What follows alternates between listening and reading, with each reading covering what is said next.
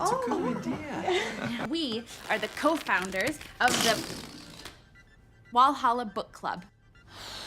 My therapist said the only way I can relate to people is through books, but that's not true. I originally intended to join Stories, the elite book club of Valhalla. In a moment of weakness, I agreed that we should start our own club. It is going to be great! Hello, everybody! This is book club. I've got the books.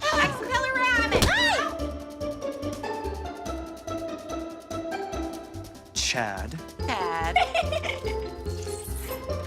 Take one, pass one. Their prescription. Okay.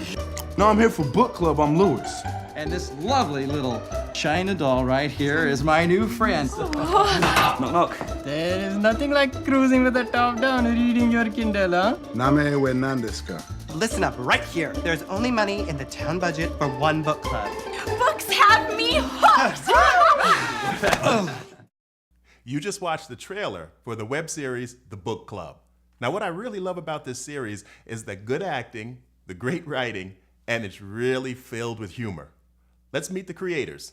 Well, actually, Jessica and I went to college together. We went to a liberal arts college in Minnesota called Concordia College. Oh, okay. And I was a senior, and Jessica was a freshman.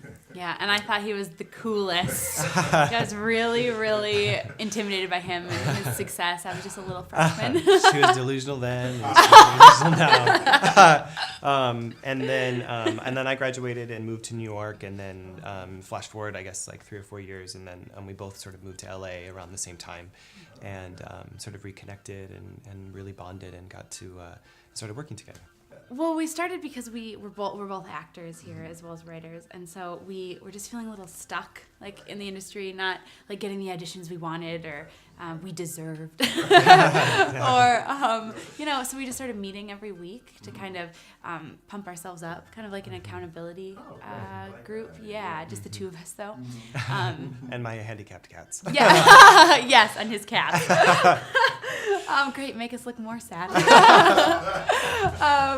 No, but so we just started meeting, and then we thought we should just make our own thing because, we're tired of waiting around for other people to put us in their things. So. Yeah, so we had wanted to do something, we didn't really know what, and then I had gone to a casting director workshop, and during the casting workshop, I won't name any names, but during the casting workshop, he told all of us that actors shouldn't read. Instead, they should spend all their time watching TV and movies. And we're both huge readers, and so I was appalled at that. I was just so mad, and like he's, the stereotype already that actors are stupid. And so it's like he's just helping with that. And so when I was driving home, I called Noah, and I was like, we have to make a whole show just about books. And like, it would be awesome, and it'll combine them both. So yes, that's what we decided to do. Yeah. Originally, we'd seen this there's an online contest that was, enter your web series or your whatever, and we were kind of gearing up to do that, and we actually met with a production company that Jessica had known from a friend, and we were so nervous, and we went to not Staples, yes, but what was Kinko's. It? Kinko's, and we were photocopying the whole season, and we had met with them, and we presented it, and we were hoping that they were gonna either like invest in it or to help us shoot it, and they were really interested in it, and they were really excited about it, but we ended up not going forward with them, and we sort of were like, what are we gonna do? And at that time, the woman who lived underneath Jessica, they had met because Jessica's tire was flat, my car needed jumping. That's right. Yeah, car needed jumping. And we knew that she worked in the industry. She was an AD, and so Jessica said, well, maybe we should, just ask her and see if, because she worked on Southland, and at that point Southland had been on hiatus, and they didn't know if it was coming back or not. And she said, well, maybe we should just ask her and see if she knows anybody or if she'd be interested. And she walked down and said, would you be interested in directing this? And she said, yeah. And so she, from that point, sort of accumulated this big group of people, a lot of people that... God bless Katie Wheelhouse. Yeah. And then that's essentially how the pilot kind of moved forward, and you know, all the things that we had no idea how to do, like get a grip and get, you know, a second somebody and a script supervisor. Who knows? You need a script supervisor. Yeah, exactly. But we found out you do. Yeah, or at least your editor definitely thinks you do. Exactly. I think honestly, one of the things that was most challenging that you wouldn't think would be challenging is finding a location. Partially because in LA, it's, you know, everywhere you go, you need a permit, or you know, you need, and that ends up being one of the most expensive things, you know. And you're thinking, how can you? And then even through the film board, if you find a place that you know, you can film for free, you still have to pay for a monitor, which ends up costing almost the same amount of money anyway. But we were. Sorry. Yeah, no, it's okay. Yeah, we really wanted it to be like in a community center or in a gym or something. And, you know, we talked about a lot of people that we know that filmed web series just did it in their house or did it like in their apartment or something. But we just really didn't want to do that because we had ideas for behind this, like in the background of the community center. So we were really adamant. So it was really difficult. Yeah, and we were lucky enough. One of the actors in the cast knew a woman who ran a dance studio in Santa Monica who had kind of shut down during the week that we did it, and so She gave us a great deal. And so we kind of went forward. It was fun as actors to be on the other side. And like I think we both learned so much about what, like, just the audition process, or even what people bring in with them when they come into the audition. But yeah, we put it out on Actors Access, like just And the breakdown.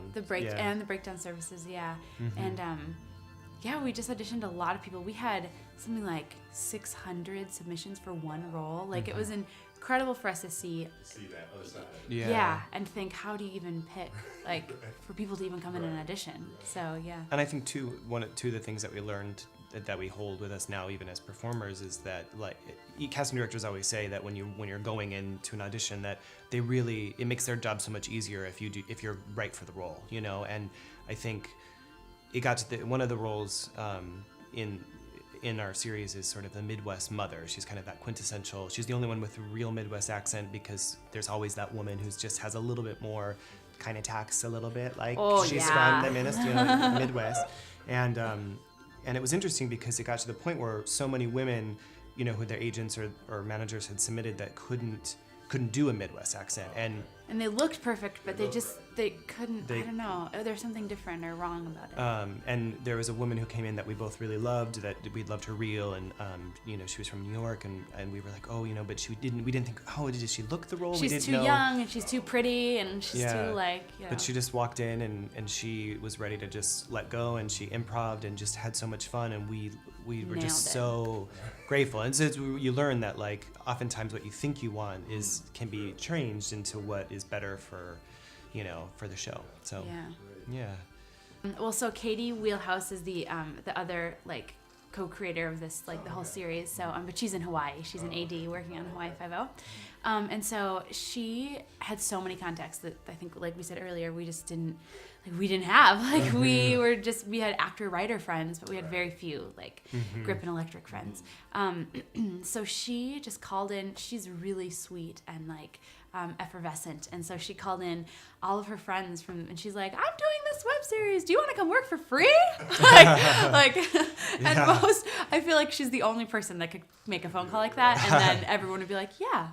And so, so we had, our cinematographer was amazing. He works on Pretty Little Liars, I think, right now. And he came in and he, like, brought his equipment, and he worked for a really low rate, and he was just so great. And I think the thing we learned about the cast and the crew is that there's so many people just willing to donate their time and their energy, and, like, they were all where we are at one point. And they remember that. And, like, if you're really nice and kind and you create, like, an awesome environment that we hope that we did, you know, and fun and so gracious, that they're happy to come and, like, give their time, which still astounds me. Like, I still think, like, they could have been doing so much more, like, high-paying jobs, and they came for a week and, like, hung out with us. So so we're both from Minnesota, or North Dakota, Minnesota, and I was coming back from, I think, a break, Thanksgiving or Christmas or something, Christmas, and he, I was sitting next to this guy on the plane, and I was just talking. I'm a little chatty, and I was talking to this guy about, oh, I'm an actor and a writer out here. And he's like, what do you do? And so I started talking about the pilot we'd filmed, because we hadn't filmed the whole series yet. And he started asking really informed questions, like he knew things in the industry. And so I said, what do you do? And he was like, oh, I'm head of development for Irish Dreamtime. And I was like, really? Can I get you a martini? And so we started talking, and he said that he was really interested in it. And I was kind of like, and I think after I told Noah, we were both like, sure, yeah. You and everyone else. The bitter, jaded. But he ended up being really excited about it. And so he signed up to be another producer with us. And it was his like banging on the door and his like kind of using all of his connections from Irish Dreamtime, even though we're not like affiliated with Irish Dreamtime. He used all of his connections with them, and he just called Hulu, and he was the persistent one. It was better than like Noah or I calling and saying, I don't know if you've seen that student film I've done. So yeah, they got us. And then I guess, they were really interested with the pilot, and right around the time that they had sort of decided that they were really interested in it, they wanted to wait and see the whole series, and so we went forward and shot the next 10 episodes, and then once they were edited, months later, we had sent them a couple, and we were just kind of waiting to see if they, kind of wanted to jump on and use it. And use Book Club as one of their original TV show. It's really interesting. We're learning that now that it's there and it sort of exists, that that people are going to have an opinion about it, and so far most of our friends and family and even people we don't know are really loving it and are sharing it with their friends and stuff. And we've had people write bad reviews about it, that didn't, which I think it's good though, because in a way it also makes you. It's there, and people can think whatever they want about it, and you learn that way too. But I know that both of us, from this experience, from actor standpoints, like the casting director for Denise Chamian Casting, who is just cast the Lone Ranger, called me in for a really big role in the movie The Lone Ranger with Johnny Depp. Which I didn't get, but still, to go in to make a fan was really important. Based only on she saw the web series. Yeah. She had actually told you, I saw this, and I thought it was beautiful. Jessica signed with a really great manager. Yeah, I got a really awesome manager who's changed my life out here, and it's just, we found that when you do something, when you really put all the time and energy into it, and you think who knows what this is gonna do, it always does something. It always moves you forward maybe an inch or maybe a mile, but it's just a little bit at least. At least you can look back and say, oh, I'm in a different place than when we started all this. Yeah. I think it's hard too to remember that, because we've been living and sleeping and breathing and eating this for almost over 2 years, that that you're planting seeds, and that eventually now that it's, and what's interesting too is now that it's out, we've, everybody knows, oh, it's here. And then so many of our friends and so many of our industry contacts are still haven't gotten to it yet, because they're like, well, it's on our queue. It's right there with The Office. Meanwhile, we're like, have you watched it? Yeah. Have you watched it? But what's neat is that, and hopefully what can come out of it too, is that we've created, we've written roles for ourselves in it that really reflect who we are and what our essence is and our type in the industry. No, it doesn't. Just kidding. And so I think hopefully, if lightning strikes, or in a great, if it works out the way that I think we wanted it to, is that we've created something that people will say, this is the type I need, and let's remember those people from this, and not just us, but also everybody in it too, You're right to say that it doesn't feel like when you say it out loud, here, or just when you're talking to people that don't know about it, and they ask you a question about, oh, how did this all come about? And you say it all at once, rushed for a minute, you think, wow, we are, that was awesome. We are lucky and successful, and that's great. But when you're living it, it doesn't feel you're still, because you live every disappointment, and you also live every success, and so it doesn't feel as awesome as it sounds in a minute, When then people are like, aren't you so excited that you're on Hulu? And you're kind of like, yeah. What are we? So yeah, it's good to remind ourselves that start drinking. No. Just kidding. I'm kidding. No. I think definitely if people are writing and creating their own stuff, definitely write what you know. I think that's something that we learned, that that's if you're writing something that you're really passionate about, as opposed to something that you think is people are going to watch, try to meld the two. Try to write something that, I mean, because the thing is we could have written a web series about a book club that sits for 7 minutes and they just talk about a book, which would be great for us because we're book nerds and we love it. But at the same time, like, we had to write something that was about more than just the books, but books were really the fuel for it. To make it interesting for everyone. Yeah, like her farmer cousin who loves it, and my brother-in-law who is a pipeline welder in North Dakota who, you know, who all this think it's isn't his funny. stuff, but they love it, you know. So I'd say, you know, write what you love and what you know, and I, more than anything, just stick to it and just kind of remember that, like, it takes time, you know. It's weird for us now too because we've, you know, now everyone's question isn't like, well, when's it going to be here? The question is, what's next? Yeah. When's season 2 coming? And Leave us alone. and we're just, you know. Yeah, and I think also it's just a matter of writing it, like just doing it. Like so many people have said to me, and probably to Noah too, that it's just, I have this great idea. I have this really great idea for a web series, or I have this really great idea for a pilot. I just can't sit down and do it. I don't know. So we just sat down and wrote it, like a lot, you know, we just did it. And who knows, it could still just be in our computer, you know? But once it was there, it almost became like its own thing, you know? And you ask one person and then suddenly everything is snowballing and it's almost out of your control anymore just because you were like, I'm going to write this in Word, you know? Like, even if you don't know anything about screenwriting, if you just do it, like...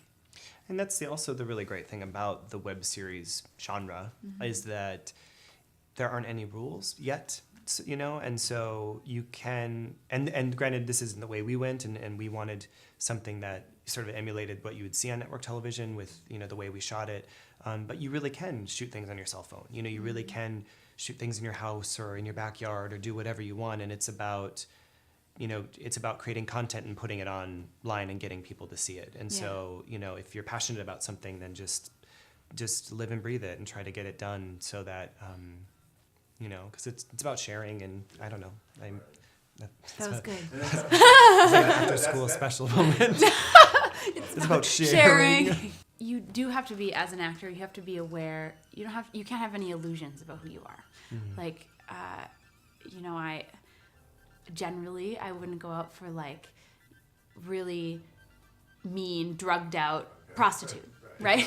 Like, that's not really, I mean, I can play that, but on first appearance, like, you know, I get quirky a lot, or, you know, and so you have to just be comfortable in that, no matter how much, like, as when I was a lot younger, in my youth, I really wish that I could be, you know, the Angelina Jolie, or, you know, that person, that like sex pot hot girl. But, you know, that's not, to be honest with myself, like, I can do comedy, and that's something special too. And you have to just like be comfortable with that. And so as far as when we were writing book club, I think we kind of thought, what character, at least I did, what character would be the most fun for us to play and would be a stretch, but also like what we'd been in for before. Yeah. And I also think too that, and I think we're really lucky, the two of us, because there's a lot of trust here. And I think even when we were in the beginning stages of some of the character stuff, you know, the character that I play, Thad, is sort of this literary elitist who's very tightly wound, and you know, and he's married to a woman, but it's sort of clear to everybody that maybe he doesn't, you know, like women, you know, but he's very committed to that. And I think when we were originally writing the character, you know, we originally made him gay, and then we sort of went back, and there's just a lot of back and forth as to like, how do you take what is an archetype and then make it deeper? How do you know, what's going to give him more where to grow, and how are we going to make him a stronger character and maybe have an inner struggle? And I think what's great about us, or in our partnership and, you know, thing, is that I would never let her play a role that I didn't think she could do, you know, just because, you know, not that I Thanks. wouldn't, but I think it goes the same way too. Yeah, you know? definitely. And I think more than anything, I would rather sacrifice maybe in my mind what I see myself as, or what, for the quality of the show, because I think you kind of have to check your ego at the door, especially when you're writing it, acting in it, producing in it, yeah. Especially with comedy. And I think that also when we were writing it, we kind of put our secret selves and our like most neurotic selves on high for our characters. Like, I'm not addicted to prescription medication, but like that's funny to me, and I can see where like it would be, my energy and quirk, you just turn up like a couple notches, and like Noah really does have cats, and like handicapped cats, and where I'm a little bit more of Noah can be a little bit more conservative, so we just turn that up on high, and then you kind of create. But mainly, you just have to be comfortable with like who you really are. I mean, you can't kid yourself if you're serious in this business. Like you can't kid yourself that like. No matter who you want to play, you should, if you want to be successful, you have to focus on who you can play. I mean, go ahead. Oh, no, go ahead. I was just going to say, I lived in New York for 4 years, and I did a lot of theater in the city and also regional theater. And one of the things I love about theater is that you have that opportunity to play completely out of your own thing. And one of the reasons why I moved to LA was because the thing about LA is you really are cast by who you are, and I mean, unless you're Meryl Streep, who can pretty much play anything. But there's something much more comforting in that, you're not being asked to play 90-year-old grandfathers and, 18-year-old prostitutes. You're just kind of who you are, and that makes it easier, and it also helps to really find your path. All of them on paper originally, they were sort of these archetypal, the Midwest mother and sort of the, guy who just got out of prison who's doing it for community service, and there's a woman who is trying to learn English, and so originally they were all sort of stock things, and then because what we would think is funny, like we just kind of thought, what would that be like? In a lot of ways, it's sort of the most unlikely group of people coming together trying to relate, which I think helps with longevity, and what was great also too, shooting the pilot originally and then having a year off, we forced ourselves to sit down and say, how can we make them become three-dimensional? How can we give them, so that it's not just about the joke, but it's about people that are there because they really want to be there because they don't have anybody else to be with, in a way. And the actors too, I mean, they lent their own. Yeah, we were very lucky. So lucky, and they all brought something. We wrote very, especially in the pilot, they're pretty stereotypical, It's just like the pilots kind of get in and tell you the story really quick and get out. And then the rest of the series is about like unfolding. And so they brought a lot of depth to characters that maybe, especially right away, didn't have a lot of depth to them.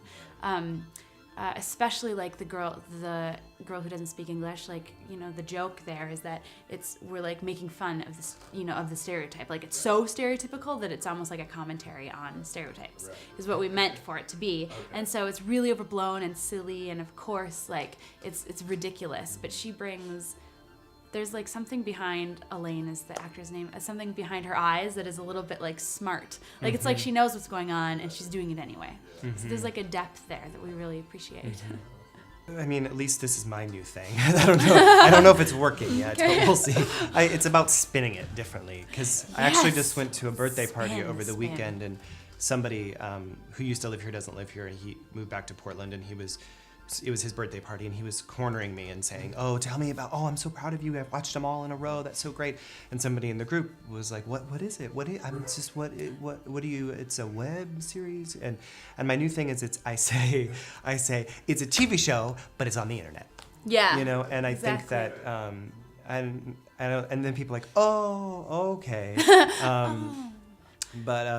And I think like also getting people there is a trick, like especially like my grandparents who are lovely but live in like rural North Dakota, and they don't really know they don't have the internet at all. And so like so then in that case it's really difficult. Like I think that it's a either a city or a young like thing, and by young I mean like 50 and under, and even just mixed media like magazines and TV shows. I mean, I've never seen an advertisement for a web series on actual TV, but I think like that would be really awesome, and also something that would drive all the people that watch TV, watch Wheel of Fortune. Hi, Grandpa. That like would drive them like to the internet to see it. You know, if it's really catchy or. I think we're on the brink of a revolution. I mean, I don't know. Yes. I mean, whether or not we're a part of that or not, but I think that, Leading it. and it's a weird thing because I, you know, and I shouldn't admit this, but I have a hard time watching TV on my computer. But I know, I mean, I have a TV and, you know, I shouldn't say that, but I do. I mean, there are shows that I do watch. But I think what's interesting about it is that, you know, an article came out recently that I read that said most people nowadays between 27 and 35 watch all of their TV on their computer because we're in the middle of a recession and people don't have money for cable, and so they get Netflix or they watch stuff on Hulu Plus. And so what I think is interesting is that we're kind of moving that way where there are TVs that are coming out now that are connected to your computer where you can watch, you can scroll through, and Which is awesome. which is neat. And I think you know, hopefully things get sorted out so all of the right people get paid for the way that it's supposed to be paid, which I know is a big deal. We've had season 2 in mind for book club since season 1. I think, you know, the story, even though they're short and little and there's only so much plot you can throw in at one time without making it really boring, I think we've tried to give a lot of the characters the arc. Like Marlo, Thad, Lewis and Sharon kind of have a little arc, and Jack and Aubrey, like all these characters, they're going places, and we want them to be different in the ending place than they were in the beginning. So we've always had a larger picture in mind. So we would love to do a season 2. We're kind of hoping that we get enough views and enough fans to push us towards that. Yeah, I think. Yeah, and I think, you know, we're also working on other projects as well. We're working on a new pilot that could be for the web, or it could be, you know, even for just TV. And I think, you know, eventually the two of us, once we've had a little bit of time away from book club, once things are, you know, once we can sort of objectively stand away from it, I think we'll buckle down and we'll just start writing season 2. And I think that there's a lot of, and this kind of goes back to your question earlier about like what, you know, advice you have. And I think a lot of getting things done has to do with just sitting down and doing it, you know, and once you are creating that vacuum and writing it, it kind of lives and breathes its own thing, and eventually, hopefully, you know, forces come together and make it happen. So ideally, we would love to shoot a season 2, and you know, it would just, you know, cost money, you know, and it's expensive, and unless I win the Mega Millions Tuesday or Friday. You know, Well, thank you so much. yeah, thank you so much, It's James. enjoyable, and I love your enthusiasm, and you have some really good advice that's going to help you. Thank you. Good. Yeah, no problem. Our pleasure. So what I'd like to highlight from today's episode is the importance of casting the right actors for a specific role in your web series. Once you cast the right actors, then you can take the time necessary to really work with them to create the character that you had in mind when you wrote it, or the character that you see on the page that you received from your writer. So casting is really important, and working with those actors to bring that character to life. You have to count on the actor to bring something to the role, but you also want it to fit perfectly with what you envision for your character in your web series. I'm James Tucker, and you've been watching The Web Series Show. You can watch the full uncut episode on our website, thewebseriesshow.com.